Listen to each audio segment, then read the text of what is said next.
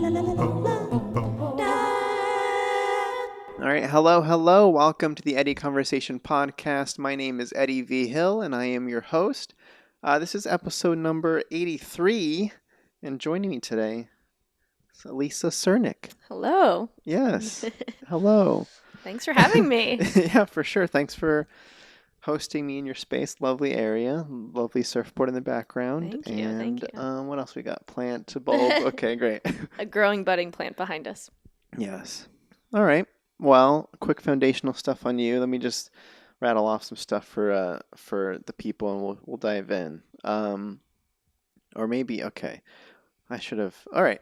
So you are currently you have an extensive history in film. You've been at it for quite a while. We can dive into the start and where you are now, but the current goals involve jumping into the director space, right? Writer and director space. Correct. You have an extensive producing background. We can jump into all the different. I know people watch the show that aren't necessarily from the film background, so explaining like executive producer versus like all those other things, and you were assistant to producer for a while as well. Yep. And coming up in the agency space, like the talent agent space. Yep. I like know nothing about that space, so I'm like, it's so scary to me. So having you shed some light on having you shed some light, or maybe scare me more, who knows? I don't know, I guess. So where should we should we I'm trying to figure out where to start here specifically. I feel like maybe let's go to the beginning a little bit and then see where you are now, and then we'll fill in the gaps. Okay. So Cool. So I'll just kind of chat about where I started. yeah. So yeah, my first job in LA, it'll be 15 years ago in May, which is crazy. And now I feel very old. But was at Creative Artists Agency, CAA, which I'm sure a lot of people who are listening to this know of. Very large talent agency, one of the top in the world, with most people you see on movies and television are somehow go through that building at some point in their careers. So yeah, I had somewhat of a lucky break. Normally people start in the mailroom or in the floater pool. A crazy kind of sequence of events allowed me to interview and start straight on a desk for a very senior motion picture literary agent who had been at the company around, I think it was like 35 years. He represented, people like Stephen King, James Ivory, Robert Towne, these kind of iconic literary guys that, were just kind of phenomenal examples of perfect screenwriting. So I started on his desk, and quickly, I would say, I would compare the agency life. It is intense. I'd say a lot of high volume and also high stakes all the time, because you're dealing with such high level people that, there's not a lot of room for error. And at the time, that's very terrifying as a young girl out of Des Moines, Iowa. But in looking back in hindsight now, I can see like how advantageous that was starting there, because in everything I do from personal to professional now is at like such a high regard for detail. And I can almost automatically tell now when I work with people who started in the agency business and who didn't, because they also have that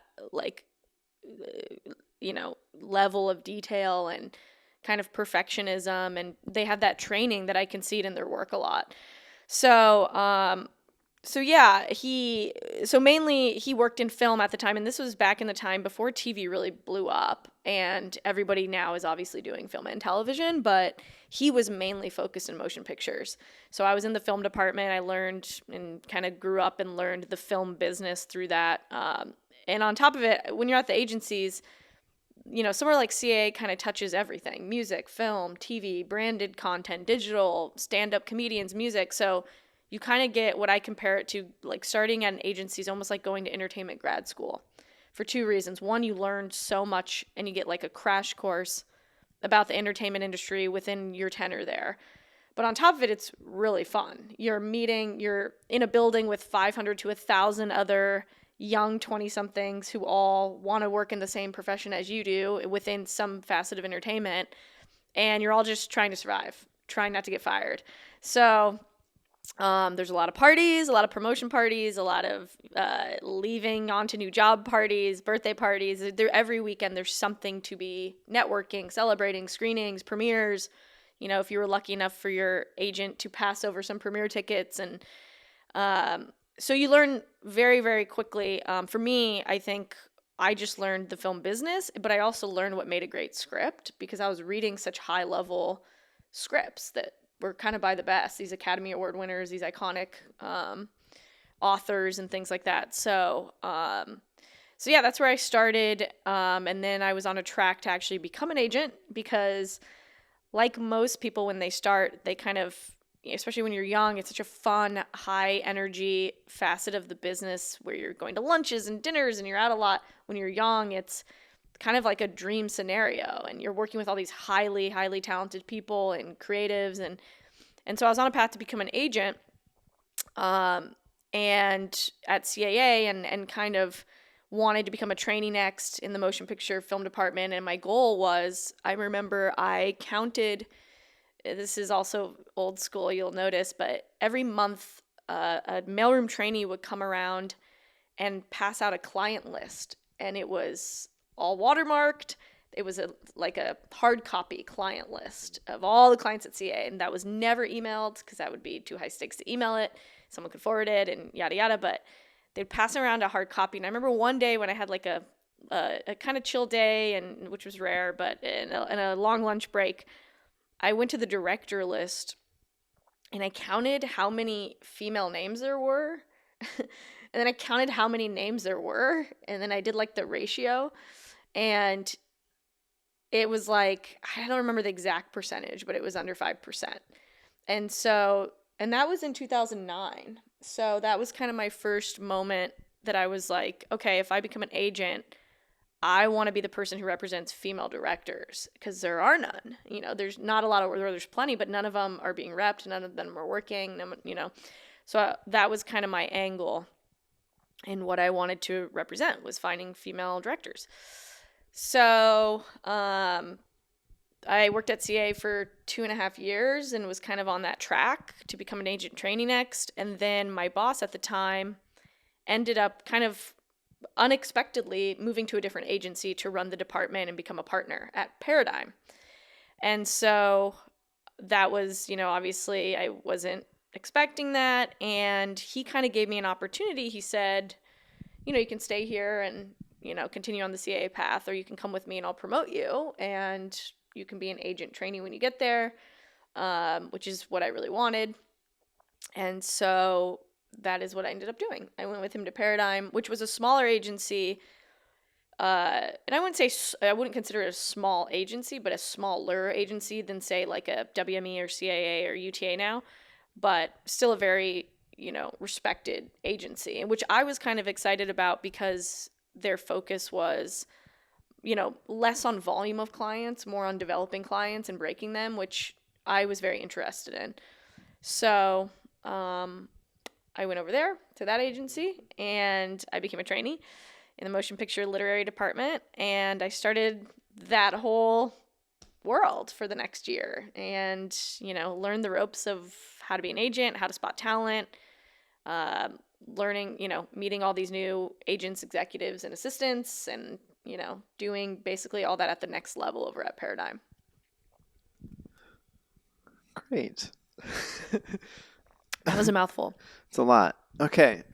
Great. So lots of things I want to dive into on that space. All right. So let's rewind the clock a little bit, just I guess for clarification on what got you going in the first place. So you mentioned Des Moines, Iowa. Is that yeah? Yeah.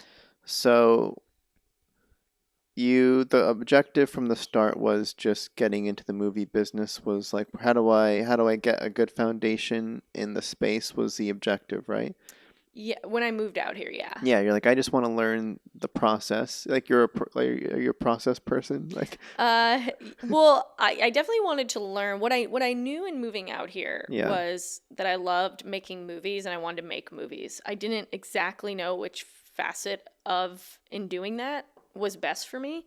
I had written before. I had produced stuff when I was in high school and, did tons of different things. I didn't really know all the differences between a director and a producer, and so I just wanted to get out here and figure it out. And it was actually at an internship I did, which was before CAA. It was a reality production company. The owner of that company was a great mentor. And he said to me, you should, because I said I want to work in film. And he's like, what do you want to do? And I was like, I don't know yet. I want to work in film. He's like, you need to go to an agency and learn how the business works. And by the time you leave there, you'll know what you want to do. And so I said, okay. And, he said, which one would you ideally want to work at? And I said, CAA, because I knew it was the best one. And so I said, if you get me an interview, I'll get the job. And he did. He got me an interview, and I went in at 4:30. I got the job by 7:30, and I started on that Monday. okay, so you killed it. Great. Well, I think it was, I don't know if I killed it. I wouldn't say that. I would say it was very much that old saying of like when opportunity met preparation. And my boss's former assistant at the time was leaving to go work on a movie. So there was very little time to fill that spot. And I came in at just the right time. And I was, very eager and willing and to start immediately. And I think it was all just timing, really. Yeah, plus you had the good word of this other person that Yes, who referred me. helped get you in the door as well, which is the other helpful thing. Yeah, and another Yeah. friend of mine who worked at that internship was already at CA as well. And so she vouched for me as well. And I will always owe her. Yes. No, for sure. Yeah. Okay. Yeah, it's who you know, timing, opportunity, preparation, all of the above, All the luck, things, all yeah. the things. Okay, no pressure, people. All right. So, okay. Now I'm considering if let's stay in the world that we're talking about right now. Let's before we move into producing and directing. Can I I'll let me ask questions Sure, about sure. the agency if I Yeah. may. Um, where okay, the one at the top of my mind is scouting talent. Hmm. So like you're talking about how you're looking at the list of directors, and you're like, oh, there's like no female directors here. This is I don't know. How did you feel about the Oscars this year too? Is that was a thing, right? The directors, Yeah, there's yeah. I mean, it just kind of proves that there's still so much work to be done. And, we say we're moving all in the right directions, but I mean, I think it's going to be many years before we're at the level of which we need balance. hmm Yeah, I guess for clarification for people this year, all the directors nominated for the Oscar, the best director, were all men, Yeah. right? Yeah. Hmm. So either way, okay. So with the objective being, I at the time I want to represent female director voices and find these directors. Is there a what's the process in finding talent to represent? Like what's the typical versus like how would you approach it, being that you were considering going down that route? Yeah, so like at the time, when we were what considered junior agents, so to speak, as agent trainees, junior Yeah. agents, and your job, in a dream scenario at that level, you're on a bunch of teams with senior agents who represent senior directors and such, experienced directors, and you're helping service clients, you're covering studios and trying to help fulfill open directing assignments, and you're doing all the junior agency or junior agent tasks, which is service, and be of help to all your senior agents. But in a dream scenario, as a young agent, you want to find that director or writer that nobody's found, and you suddenly get them the big studio job and break them. Or at a Sundance, they go with you to, they want to be represented by you. So there's a number of ways, obviously, you can find talent, but it's a variety of ways. One is, of course, getting out there and hitting the ground running and going to all the festivals, scouring everybody who's won anything in any contest, um, putting yourselves in the right rooms and going out a lot in terms of where you're going to meet these people. premieres, events, festivals, you name it, any kind of panels, anywhere where you could put yourself in a room with someone potentially that you were interested in representing, you kind of had to go do that. And then it was about forming a relationship with them.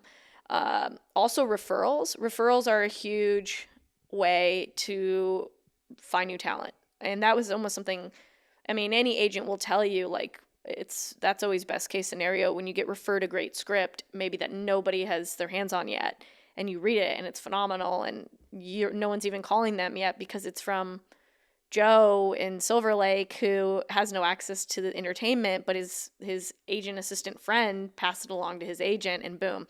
So there were definitely scripts like that. I remember one in particular at Paradigm that now the guys have, I think they're on their third season with a show on Amazon, and they came from an agent assistant who went to college with them and liked their first script. I'll never forget it.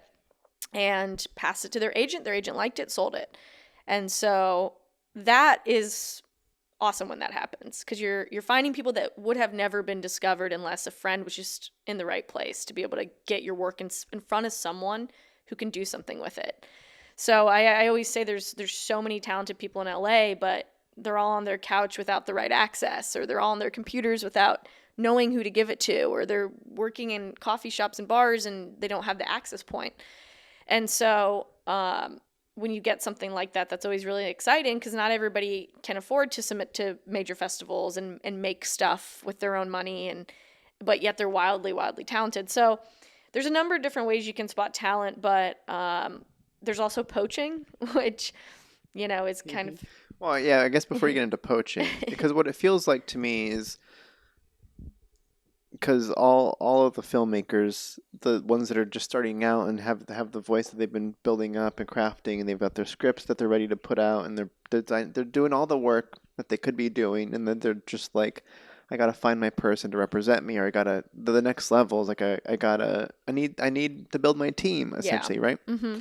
And then so they're accessing all the avenues they feel they have access to, and they're shouting out into the void a little bit, and then there's the people on the other end trying to listen for the calls. Yeah. And it's like, where are the people? Where are the people? And then we're like, we're here. And Yeah. it's almost like you're in different rooms shouting. It's like we're going in circles a little bit. But there's no bridge. Yeah. There's often not a bridge, and Yeah. something I'm still fascinated by, having been on both sides of it and know people on both sides of it throughout my tenure in LA, is that bridge is so needed, but they're also such separate islands and bubbles.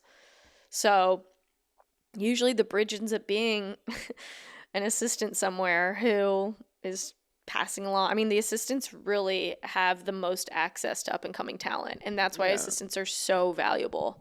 They are the young ones on the ground, going out every night, here with all the people who just moved to LA, living with them, partying with them, and reading their stuff, trying to help each other out. And that is a great access point into finding new material. And agents very much rely on their assistants. And it's why, assistants like that who are out there doing that, become of great value to the agency, and they get promoted quickly, and they become agents themselves when they do that, because agents in their 30s or even late 20s, they're just not out and about like that. They have lives and families, and the younger assistants are able to do that. Makes sense. Okay, so now poaching. Yeah, the other tactic. So yeah, poaching, I'm sure everybody who's listening has heard about it, if, at the least if they're from the representation side of the business, which is like poaching clients. So if there's someone, show you're watching and you love the creator, and you look it up and they're repped at WME, but you work at CAA, nobody wants their clients poached. But I would say it happens all the time. It wasn't really something I was interested in doing, mainly because I was always interested in finding new talent that nobody had discovered. But, high-level clients are poached all the time, or attempted to be poached. And a lot of that is just finding out which client, which creative is unhappy where they're at. That was always kind of a key phrase. You'd be in these big meetings and someone would be like, yeah, I heard so-and-so is unhappy at UTA. And then the whole agency would, well, I know so-and-so who can get us into, and then it's how do we get them? Yeah. Then it's a strategy game of like, how can we get to them? Who has their number? Who has their personal email? oh, I know their manager, I know their attorney, and it was always some sort of way in. It happens a lot more in the agency side. Management, it's really looked down upon poaching, so that's not really a thing in the management side of business. But at the agency worlds, yeah, I mean, people jump around a lot, and it's often understood. A client who maybe is really talented but not getting the traction at so and so agency can pop over to another agency with the right agent and suddenly be working nonstop. So Yeah. So what are the typical reasons for? Because I mean, like it's even I guess just agents in general. When I talk to actor friends, like new actors starting out or whatever, you have their junior. I don't know agents. But more of the point of like they're like I don't feel like I'm getting the auditions I need, or I don't feel like I'm being pushed, or they're not communicating well with me. And it's like, well, you should probably find somebody who's advocating and who believes in you, and finding that right person is hard, yeah, but then finding the person that says it and also does it is even harder. yeah, you're So, absolutely right. so I imagine it's probably the same thing in kind of all aspects. Is Hmm. I'm unhappy because I'm not being put out there? Is that kind of more of I Yeah, don't know. I don't but know I what would other say, what other and stuff this might is. be the most important thing I say today to up and coming talent is there's an expectation, I think, when young talent gets suddenly their big break and gets a rep, that all the puzzle pieces are going to come together and they're going to work all the time, and it's a naive thought, and this is why. Just because you have an agent or manager doesn't mean your career has started. Almost always, that agent or manager isn't going to be the person to get you your first job. And rightfully so, they may be pitching you around and getting you exposure, but it's very hard. Usually, you need to be the person to get you your first job, and your agent will be the first person to do your deal. And because you're finally making money now. And so, a lot of times, an actor through relationships and connections and hard work has already done the work and they're making money. And that's when a rep comes along and says, well, I want to be on your journey with you. I believe in you, and you're already doing the work and you're already working. But, and sometimes young agents will take on a totally developmental client that they just believe in. But usually by time you get a rep, it's not because you've never worked a day in your life and someone spotted you off the street. No, it's probably because you've already put 20 years in. You have a body of work that's very impressive, and you've already been paid to work. And someone's like, I want 10%, and I believe in you. And so that's when you start The working the ten more. percent first, and then I also believe in you. Well, I'm just kidding.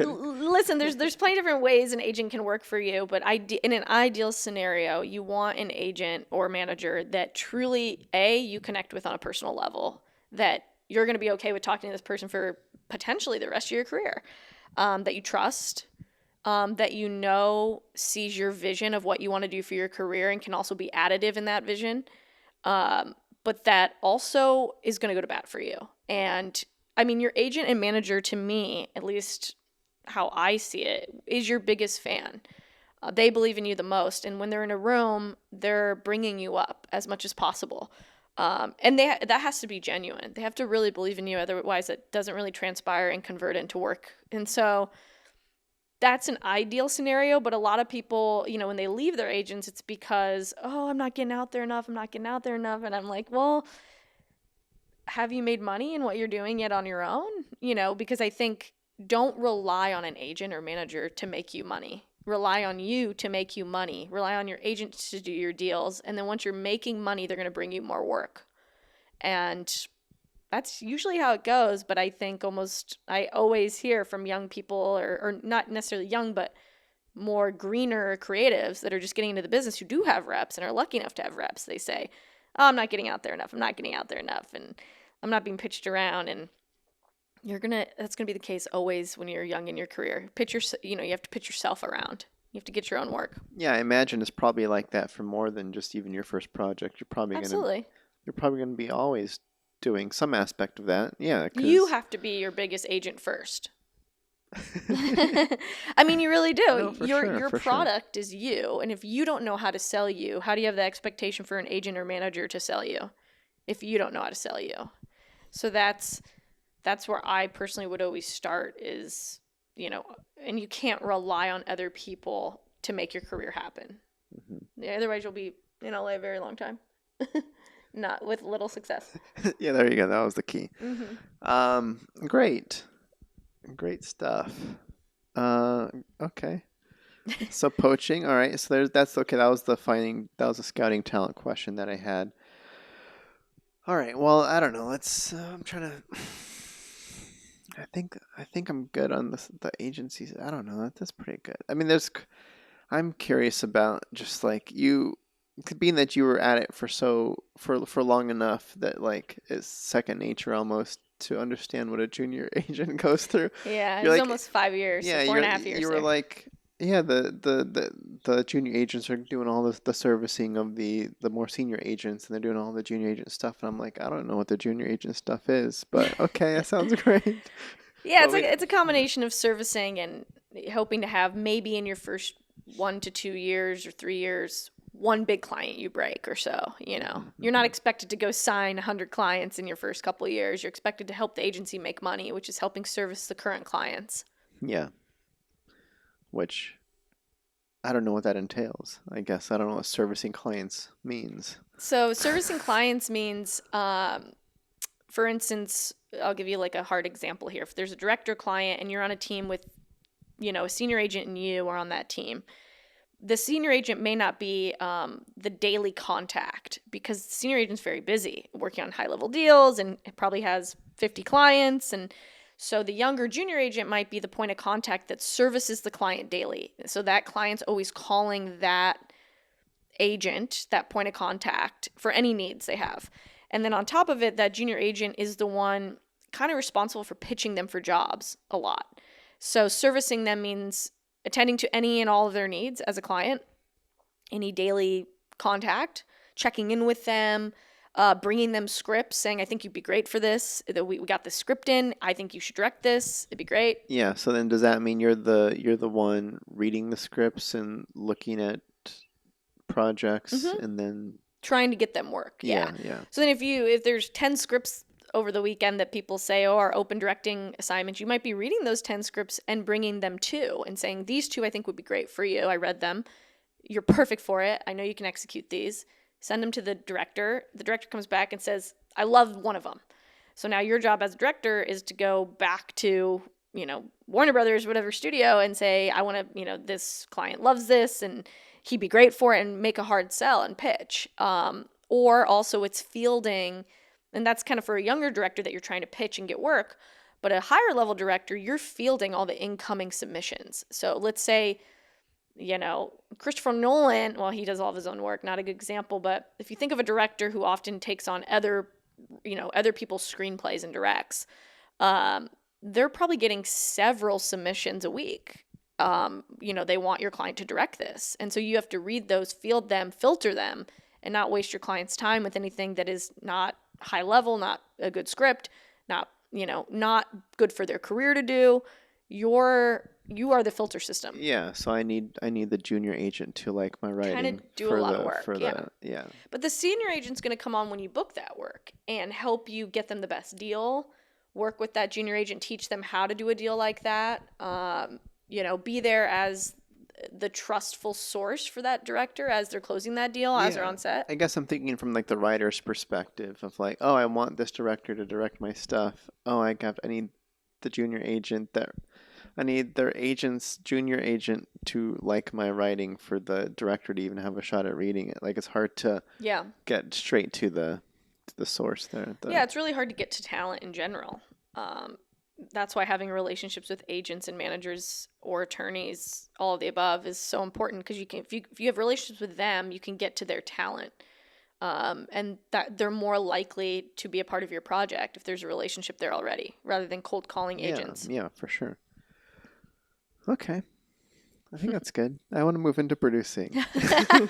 That's where we met. Was True. I was script supervisor on a short film that you were producing, directed by, geez Louise, remind me. I had their name. Maya Albanese. Albanese. Yeah. Yeah, Maya. I was thinking Alba Albanese, but Maya Albanese. Um, yeah, that was the ringmaster. That was a 2 day pretty extensive short. I think that was a I think it was, what was it, total 3.5. Was it? Oh, there was. Yeah, we had a half day that not a skeleton crew was there, but I think we had 3.5 total days. Yes, and is this one of those scenarios where because you were you had a small producing team for that, right? It was you and one other producer? Mm-hmm. Yeah. So for that, for instance, is that one of those examples where from the producer seat you can kind of do some of that same agent work that you wanted to do with scouting talent and kind of partnering with a director with a vision? Like it's almost another form of representation. Do you see it like that at all or Yeah, I mean, anytime you're a producer, you're essentially, I mean, coming from that background is always applied to what you're producing. I mean, producing, it's, really a 50-50 split between business strategy and also being creative. And some producers lean heavily more in one direction and have different skill sets. Because I come from such a business background, starting in the agency world and having a business degree, I bring a lot of business acumen to my producing, but I'm also a creative, obviously. And so I'm really kind of 50-50 split. So when I approach producing, I very much approach it in a way as if I were an agent and would I want to be in business with this person and would I want to cultivate their careers and why do I want to work with them? Do I believe in them? Do I see a future for them really within the industry? And Maya was definitely one of those people. I saw very early on when I had met her that I think she has what it takes to be a strong female force. yes. How did you meet? So, funny enough, we met in Women in Film. I was a mentor in kind of their mentorship program, and she was originally I had a group of like 8, 9 girls in this group, and she was one of the girls, and we had kept in touch over the years, and she would send me her shorts she was directing, her commercial work, and I was always very impressed by it. And then so when she said she wanted to do Ringmaster, she's doing this proof of concept, and this was going to be her first feature. Um, she called and asked me if I wanted to come on to essentially oversee the short film, but be attached to the feature. And that way, she really wanted a producer that was going to be involved within the proof of concept and be able to craft it in the best way to sell the feature. And so that's kind of how that came about with me on that film. Okay. So did you have a chance did you help shape the script a little bit and you carve that out and yeah. Yeah. So I would say I definitely had a hand in shaping the script, like any sort of, you know, like producing any sort of script in that way. A lot of the physical, Becca, our other producer, really had in place, which was great.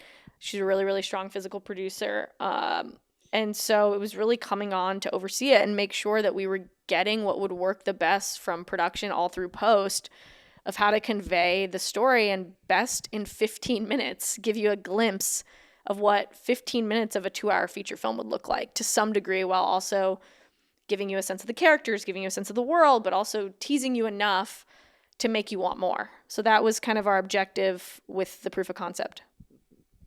Yeah, I know when I was a part of it, the thing that I was looking at too was like I got sent. I think when I wasn't like scout whatever. I was being approached to script supervise. I know I was sent like the pitch deck for it, and the pitch deck was really pretty. Mm-hmm. And I know I use that as my reference when building a pitch deck later for sure. No, it's an excellent example of a pitch deck. I mean, I refer to it a lot as well. Yeah, I'm like this is a great pitch deck. This is it's not too complicated and it's to the point, all that good stuff. So when I was there, I think because one of the slides had the budget on there. I think and it's public too on like IMDb and stuff. It says 100K, and I don't know. I'm always kind of weary on like, is this really the budget? Like like when I was talking to you about a project that I worked on, and I was like, I don't know if I believe the budget on on this thing. I don't know do they really have the money? I don't know. Or is this the money they're hoping to get? Like all that kind of stuff. But regardless, I was thinking about it. This is 100K short. Like what is this? Where's the money going? How's? Because like you're saying, it was kind of like a 3.5 day or 2.5 day. I forget. I feel like I was paid. I mean, I think you were 2 of those. Right? I wasn't the skeleton shoot day. There was like the outdoor. There was a forest shot, chase kind of sequence thing. Because we had 2 at the Paramore, the skeleton crew 3rd day, and then we shot at the house the 4th day.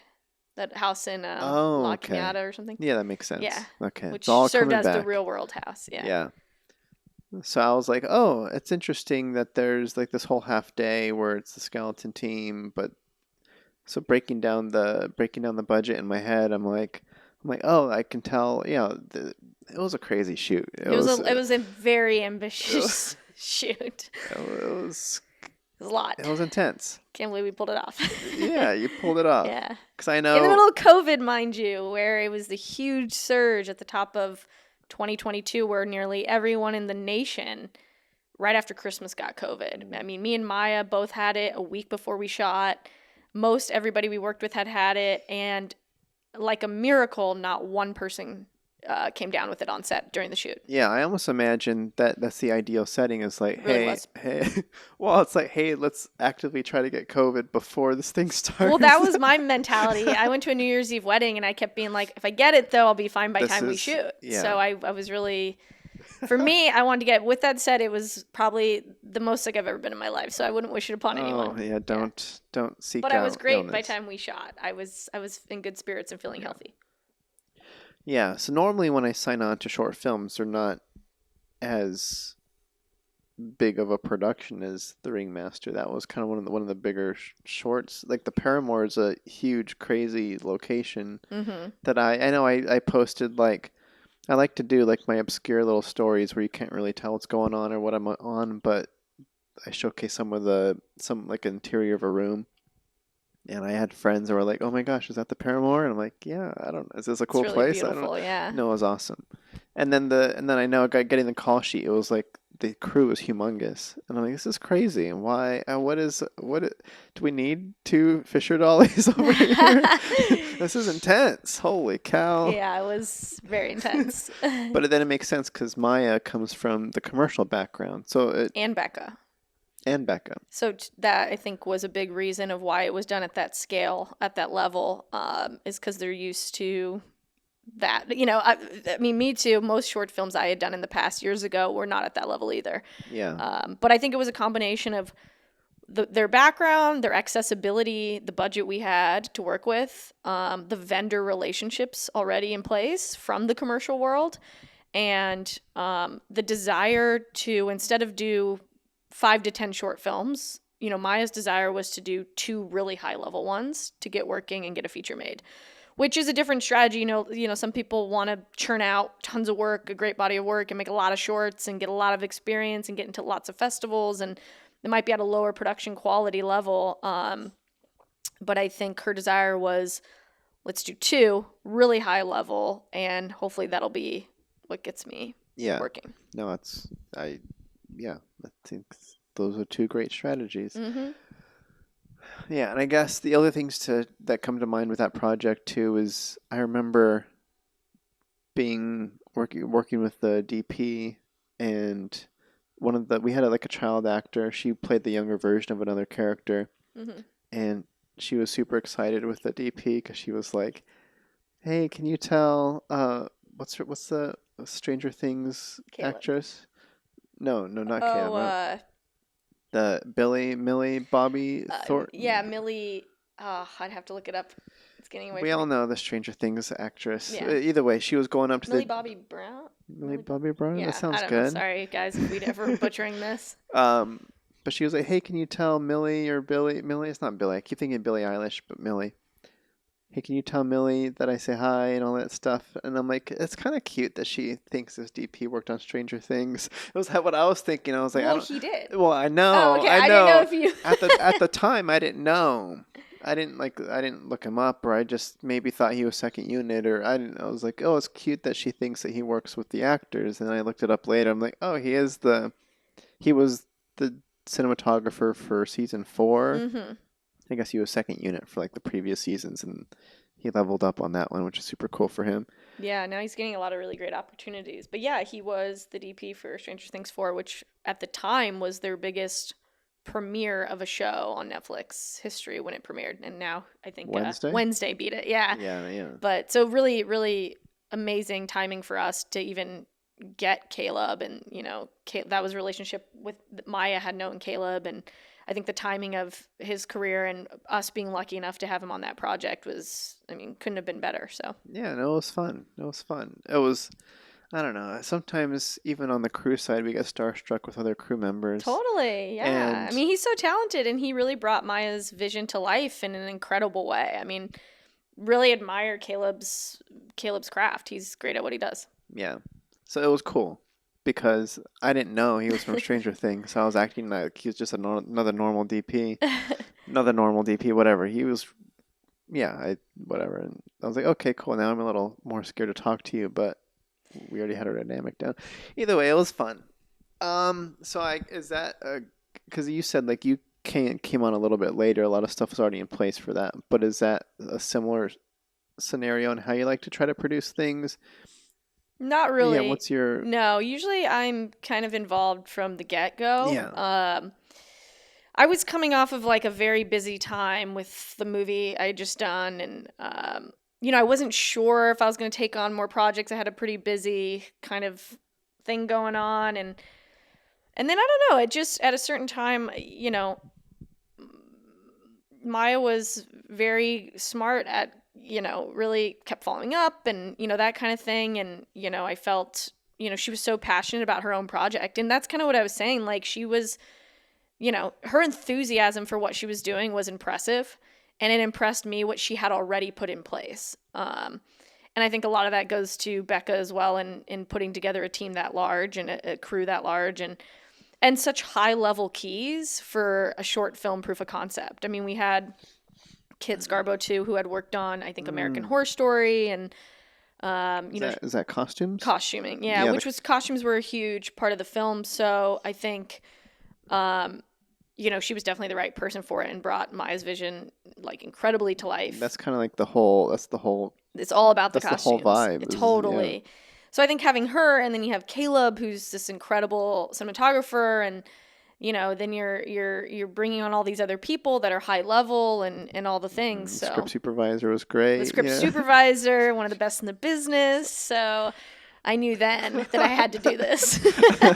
Yeah, once that's yeah.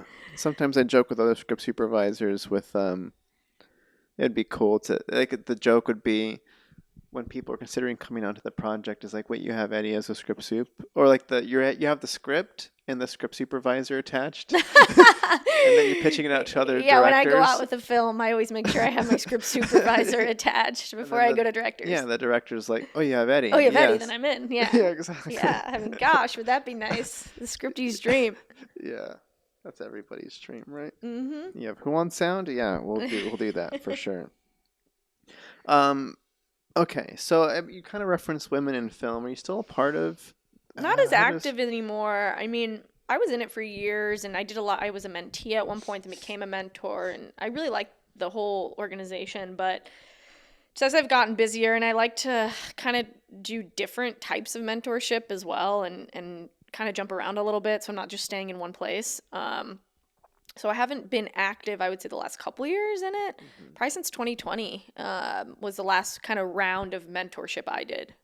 Okay, yeah, because it no, it makes sense that you were involved or you kind of dabble still, is because it falls in line exactly with that the Totally. whole agency mindset and realizing the need for more women in film and Yeah, all yeah, that. no, definitely. Same goals and mandates. Okay, let's talk about you as a director.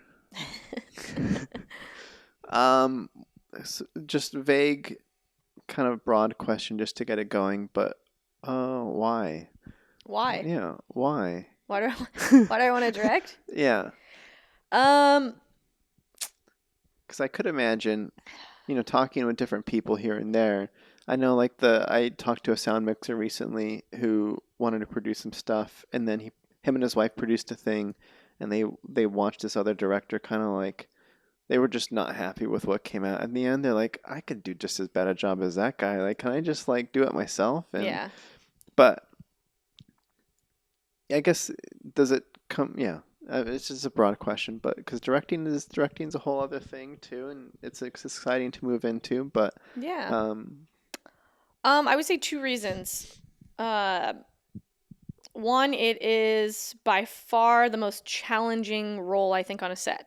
So for me, I was attracted to that challenge because I would say producing lends itself to my kind of innate skill set.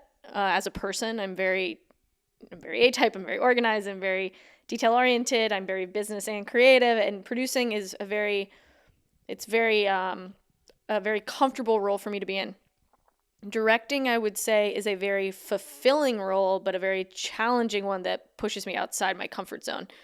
And so it's really about that for me, is how can I stretch myself as a creative? I've done agency world, I've written scripts, I've produced, and so for me that was kind of the next challenge, really. And it's not that I feel, oh, I'm going to become a director and that's it. That I don't see that for myself. I think I will always be a kind of producer, director, writer moving forward. And when I break down how a slate of mine looks right now and how it will probably continue to look in the future, is 80% of the projects on my slate I will probably be producing and exclusively producing, cultivating women and female narratives and writer directors and any underrepresented voices that I'm passionate about helping to bring their project to life as a producer. And then I would say there's a 20% spot there that I'll write, direct, and produce, or a combination of the three.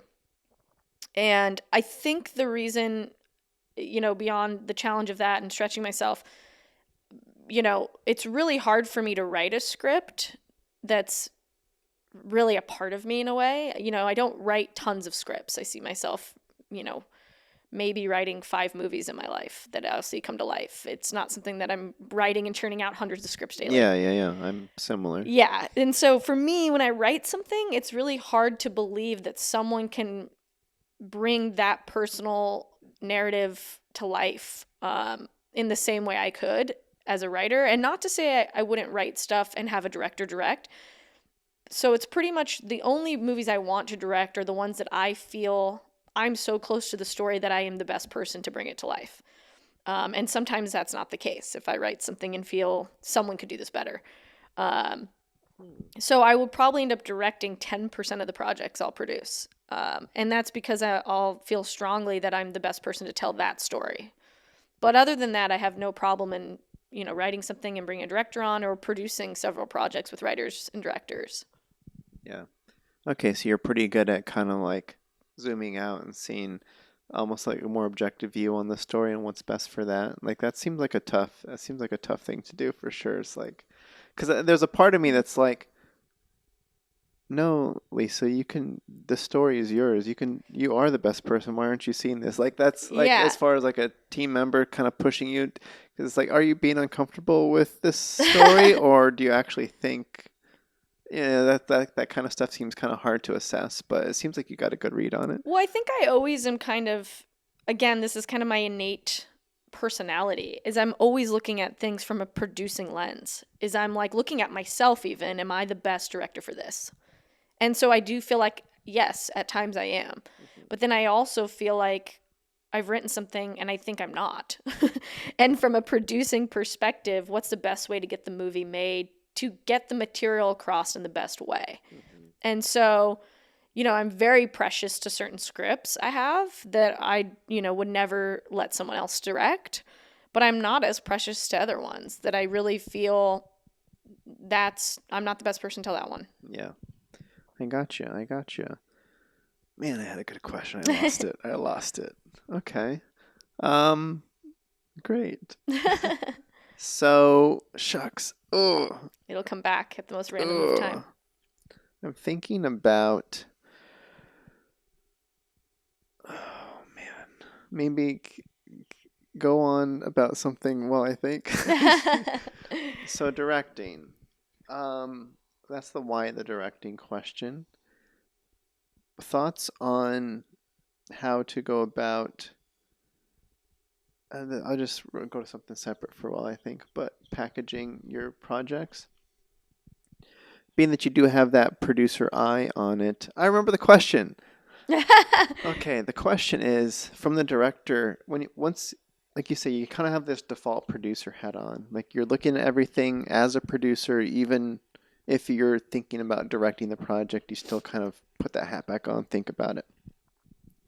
When you think about taking that hat off and putting the director hat on, and thinking about the whole process it's going to take to make this thing, from pre-production, being on set through post and doing all the other stuff that movies need after the movie's even done, um, what excites you the most on that process from the directing perspective? I would say it's funny because I like every aspect of it. Well, I would say the most fulfilling thing about it is, and I'm sure you relate as someone who's directed as well, is having something in your head and actually seeing it come to life in the way you saw it is like I can't think of a better feeling as a creative because you have these things in your head and you don't know how it's all going to come together and then when you get to see it actually come together and it works and it's what you wanted and it's done right, there's a certain level of fulfillment for a very neurotic person Yeah. that happens, in joy, and when that actually works. Yeah. In terms of a level of like preciseness and a perfection you wanted and that kind of thing.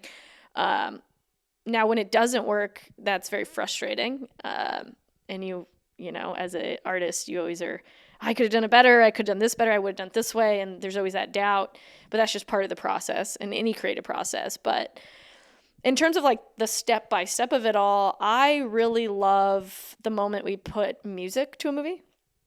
Okay. I would Okay. say, I love being on set. That's a really fun part, but it's very, very high intensity. It's very stressful. It's a lot of pressure. It's very tiring. It's very physical.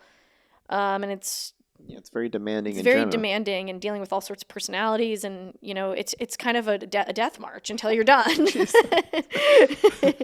And there's a thrill in that. There's a part of that. And then the moment it's over, I miss it. Like, it's wild. Yeah, it's a It's pretty like there's intense depression hits after it that. does. You come down and you want to be back on. And then you're like, no, I need a break.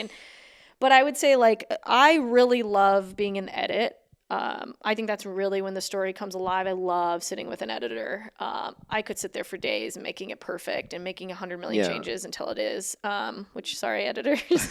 No, I um, think they like that. I don't know. Yeah, it's like fulfilling. there's a tough balance in there. It's yeah. Yeah.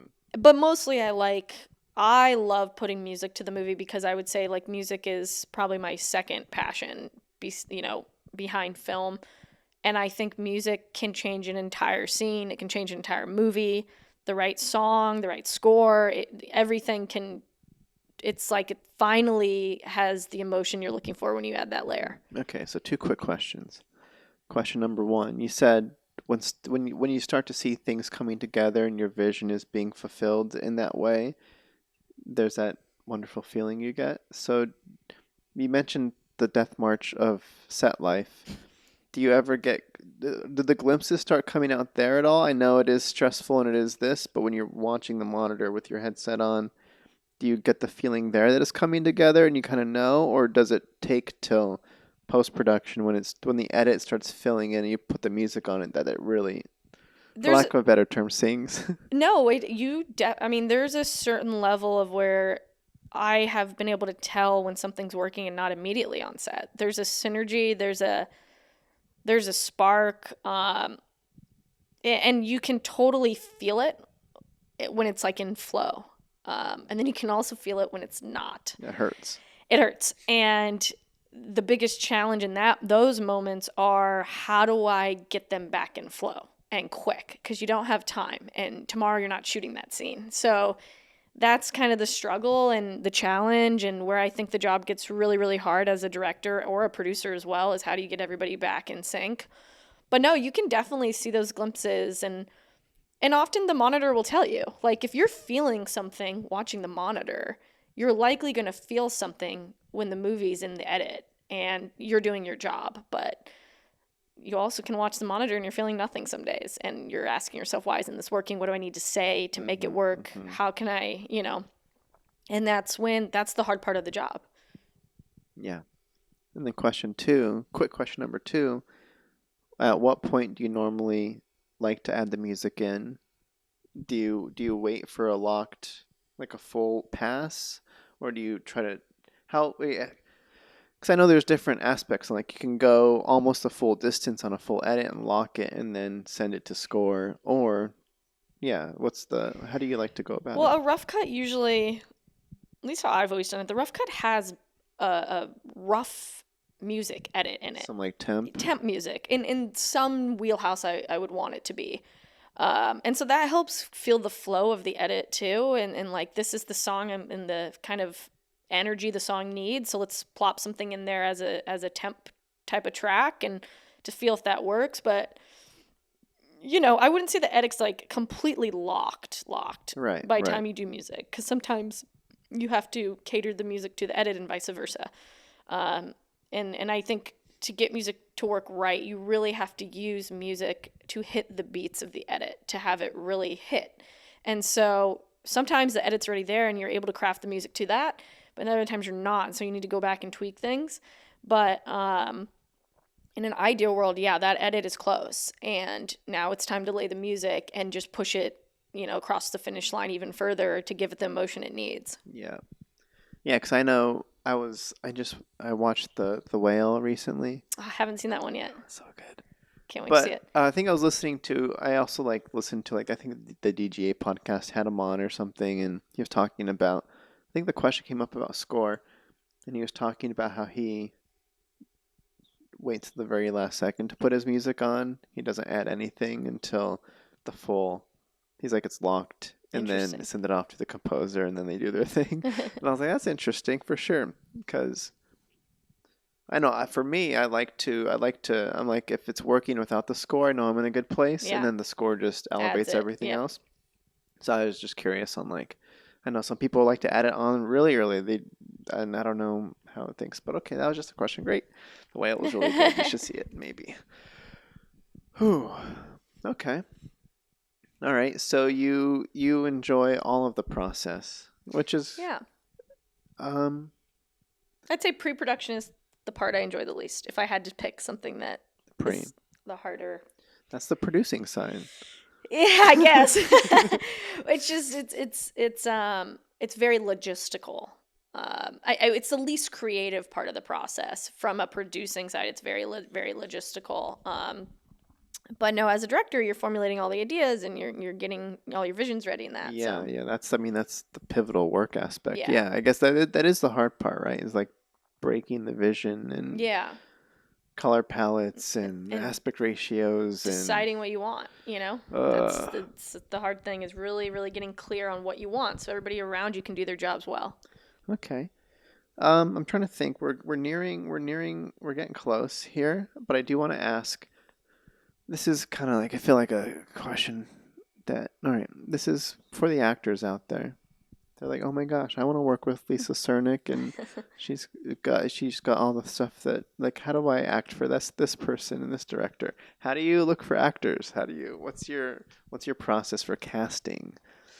I mean, that depends totally on what the project is. Mm-hmm. If you're doing something more indie, that there's a route for that where it's watching a lot of tapes and relationships bringing to the table and that kind of thing. And then if you're doing something more high level on the studio level, it's really knowing and having a deep knowledge of talent and names and access to them, and knowing who you want, creating lists, and then it's making offers and submissions and that kind of thing at the studio level.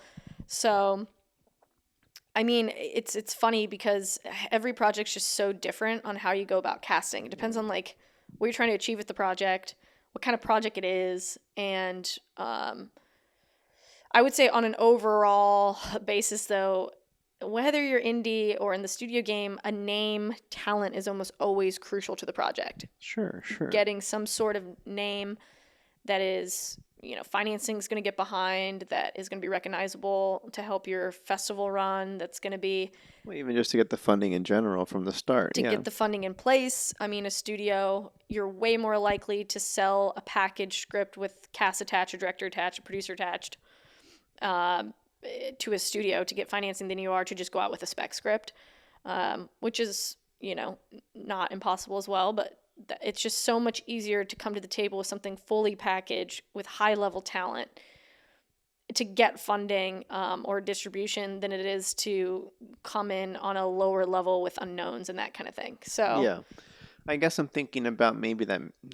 This is the wrong term. I'm not going to say mid-range, but even if you're doing the studio level piece, and you cast your I don't know, let's just say there's 17 cast members that have dialogue or whatever throughout the movie, and 5 of them are recognizable. I don't know, like 10 of them are recognizable. I don't know what the ratio is. So at the bottom of the poll, you've got your server and your bartender and maybe the smaller bit parts that kind of come up here and there. Sure.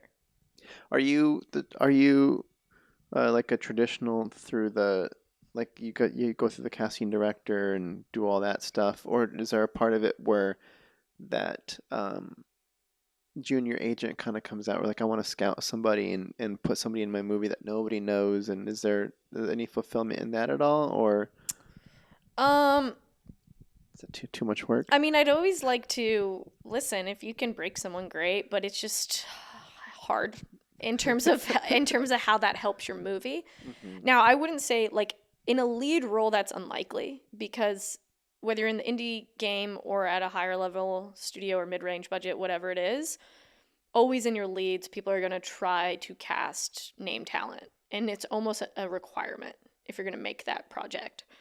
Um, but let's say a under $2-3 million indie, you can take a shot there and put an unknown in a lead role, and maybe they do get into Sundance and they do win Best Actress or Actor, and now you're a part of breaking their careers. And if you have, a situation like that, yes, that can be super, super fulfilling that you knew this person had it and you found them and you were able to put them in your piece and they were able to see success and start working after that. Like, best case scenario, it's just to get financing, it's like the chicken and the egg kind of thing. You usually need some sort of name talent. But that's not to say, like, what I like to do personally and at least encourage is if I'm a part of a larger project that's higher level, and we have our leads in place, then yes, the supporting roles and the kind of, lower kind of, opportunities that aren't necessarily leads, but they're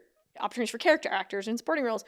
That's when I think it's really fun to, this person that you saw in this obscure web series that's hilarious, that hasn't broke yet, it's an opportunity to give them a shot. Right, right. And then that shot leads to their next shot, and then their next shot, and suddenly they are in a lead, role in 5 years from now. So, yes, I think totally in support of cultivating any level of talent, may they be, high level or not. It's just often that's not an option for a lead role if you're making your movie. Right, yeah, I guess, yes. Yeah, yes. Sadly. No, for sure, for sure. Yeah. I guess I'm just thinking from the actor's perspective. I just want to get on set with Lisa Cernick in any capacity because you're sweet. down the line, you're going to be at this for a long time too. So it's like you said, it's kind of climbing the director ladder is kind of fun too. It's like, all right, I had 1-2 lines with her the first time, but now look at what else I've done, keeping and doing all that stuff, and like down the road is like, oh, I'm actually a lead person now. Let's do something. Like that's kind of. And of. I would say that's a really good thing to bring up. Is that building as an actor, like from the actor perspective, your job, even if you have one line on set, is to make a positive impression. Your other job is, while you're in these rooms that you may be giving these opportunities, is how can you build a relationship and make an impression? Because, the best way to do a job as a producer director is to pick up the phone and call someone and say, hey, I have a great part for you and I want to put you in this. Do you want to do it? That makes our jobs way easier than having to watch tapes and casts and all that. So the more relationships we all have, and vice versa for an actor, the more relationships with directors and producers you have, that is a symbiotic, is that the right word for it? I think so. That's a mutual, a nice win-win situation. Yeah, it's a win-win situation for everybody, and that's what everybody should be trying to cultivate when in those opportunities. Because if I really love someone who did 2 days and they were cracking me up, well, I might not have a huge part for him today, but I might have a bigger part for him tomorrow, and that I'll remember him, that he was really funny and he was a pleasure to work with, and let's bring him back. And the thing you don't want to happen is you have an amazing opportunity and you fly under the radar, you show up for work and no one remembers you. Yeah. You've missed your opportunity now. And I think every room, in my opinion, is an opportunity. It has to be. No pressure. Well, there's, I'm just kidding. No, no, it kind for of sure, has to be. for sure. So, all right, yeah, you kind of answered the. I was gonna do a follow-up question here, but I think we kind of got it. Um, I don't know. There's so that's great stuff. Great stuff. Thank you so much. Look at my list here. I feel like yeah, we gotta wrap this puppy up. There's plenty I want to dive into, but time is upon us. Um, I guess just to maybe close us out, it's a new year, 2023. Are you?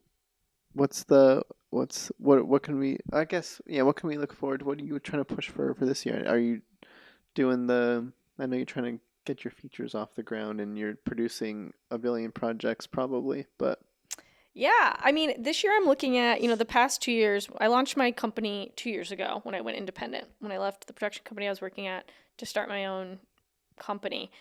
And, the feature film business is a very slow, glacial pace moving business. As we know, it can take, at the very least, in the best case scenario, a year to get a movie off the ground, and in the worst case, 20, years to get something to go. And I've seen both, so very rarely within a year. But I would say the first 2 years of my business was really planting seeds, developing scripts, packaging, finding the right teams for these ideas, and putting it together, and kind of doing all that agency work almost as a producer, and like, how can I put this together from a producing hat?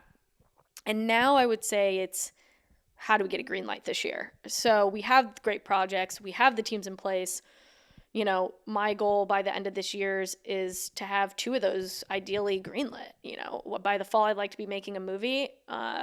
And by end of this year or top of next, I'd like another one in the pipeline ready to go.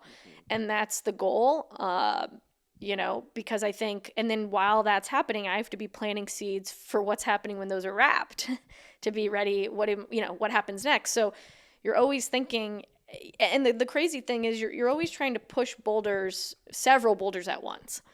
And you never know which one's going to get traction and which isn't suddenly. And 1 minute you can be, something's looking like it's going to go, to suddenly that's completely gone now. It's wild, and you have to be prepared for the flexibility of that and the unpredictability, and your emotional kind of resilience has to always be unfazed by those wins and losses constantly.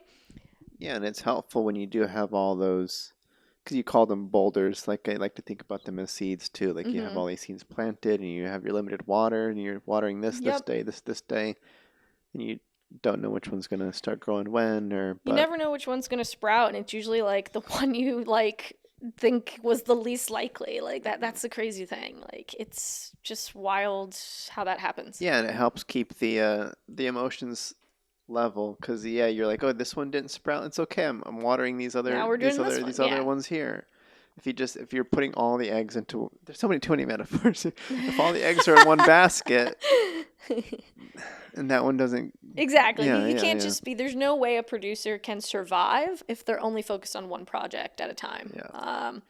That would be not a good business strategy. So, like, for me, I don't like to be overzealous of my slate and have hundreds of projects. That's something I don't want to take on. What I like about working for myself now is being able to take on projects only that I'm super passionate about and that I believe in. And so I'm working hard for each one because I really, really love each one. And so it's not an overzealous slate. It's not bogged down. I don't have the bandwidth for something like that. But there does need to be several, because again, you just don't know which one is suddenly of the now, but as our culture shifts, suddenly it's no longer relevant, Hmm. whatever you're trying to say with those pieces. So you're always kind of like juggling a moving target, and one actor that is attached to your film from last year could suddenly be canceled this year, and so then you have to start over the casting process. So it's constantly a moving target, and how are you getting financing, and where is it coming from, and who do we need to attach, and which producer dropped off, which producer needs another one. And so that's the fun of it, and then the cool thing is when one does finally go and you're on set and you're making this movie and you know how much blood, sweat, and tears went into it. It's, again, I'd say one of the most fulfilling things is to actually be seeing that script come to life. It makes it all worth it suddenly. And then you do your death march, and then when the death march is over, you want to do it again. It's just this death march thing. No, No, it's I enjoy lovely. being on set a lot. It's to me the most fun part, but I do think it is a very demanding experience as a producer and director. Yeah. You know, both roles I think are very demanding, and If you're both on the feature, that is a lot of. It's a lot. And you definitely are the top down, and how you feel that day is going to bleed into everybody around you. Are you one to push for shorter days and stuff as producer director to help keep that sanity and keep it less deathy? No, I wouldn't say that. I mean, ideally, the more days we get, the better. That's always a money question. The more what? I said the more days you get, the better. Sure, more days, but like, the 10-hour day versus a 12-hour day. Oh, yeah. I mean, again, that's a money thing. I would always fight for not working cast, crew, and my own self to the bone. I think you don't get good work when people are drained, tired, and exhausted. And so I'm a firm believer of... But it's really all about a budget, Some days, if the budget is low and you only have so many days, well, those are looking like 12-hour days. And that's, it's wild and crazy and exhausting. But ideally, no, that's not how I'd like to work. Yeah, because it seems like from a producer-director perspective specifically, you have a lot of say on how that goes. Yeah, you do. And it's really just about how are we stretching the dollars. Yeah. To make sure everybody's taken care of, comfortable, our director's not overworked, actors aren't overworked, I'm not overworked, crew who's working hard already. No, I mean, to me, a dream set is where everybody is excited to come to work the next day and no one feels overworked and drained and exhausted. They get a good night's rest and they wake up excited to do the next day. That's when it's flowing, and that's really when you're getting the best work out of people. That's when, that's where all the magic happens. But if people are dead tired and haven't slept in 10 days and, are being overworked, the craft and the movie starts to suffer, and you can see it. No, for sure. I don't like those. No one does. No, yeah. Yeah. Yeah. So why do we... Great. All right. Well, I guess lastly, for how do people best keep up with all this stuff you got going on? Are you active anywhere where people should keep in touch, or is this... I'm not really a big Instagram person. My Instagram's like family and friends, very private. Yeah. But I will be hopefully starting an Instagram soon. For the production for company? My production company, and getting on all that this year and starting to do more of that. But no, people can just reach out to me directly if you want to know what I'm up to. I'm always a coffee, a meeting, anything away. But I think I haven't really gotten too on board with creating my social media presence as a creator just yet, as I've kind of entered this new phase. Okay. So you can find her email at your IMDb. I think it's literally on there. IMDb's good. My email's on there. My cell phone might even be on there, but I would say email's always best. Last I checked, it wasn't there. Yeah. But great. And then just to remind us the name of the production company so we can keep an eye. It is Inflow Entertainment. Okay. And there's no Instagram yet. No Instagram yet, but there will be eventually. I'm trying to do all that this year. Keep searching. Yeah. Great. All right. Well, thanks, Lisa. Thank you. Lovely. This was fun. Thanks for having me. Yeah, for sure. All right. That's the show, everybody. Bye-bye. Thank you.